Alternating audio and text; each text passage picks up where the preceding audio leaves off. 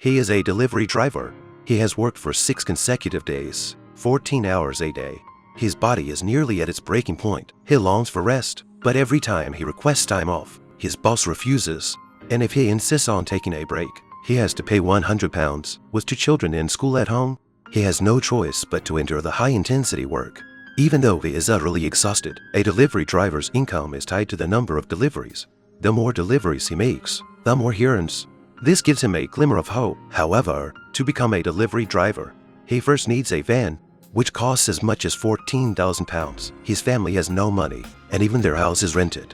The only thing of value is his wife's car. After Ricky's persuasion, his wife agrees to sell the car and use the money for the down payment on a new one. But the delivery job is far more complicated than Ricky imagined. The first delivery was made to the wrong address, wasting an entire day, and the van was fined. What's even worse are the difficult customers. Gradually, Ricky realizes the so-called partner system from his boss is actually just another form of exploitation. His wife lost her car, and commuting became a problem.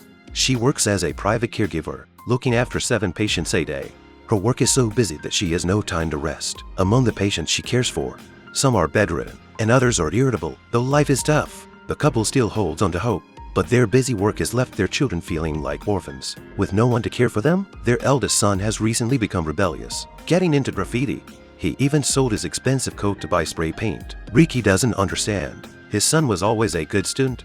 Why he suddenly gave up on his studies? In contrast, their daughter is much more sensible. She actively helps with chores and often accompanies Ricky to make deliveries after school. She's smart and cute, often receiving tips.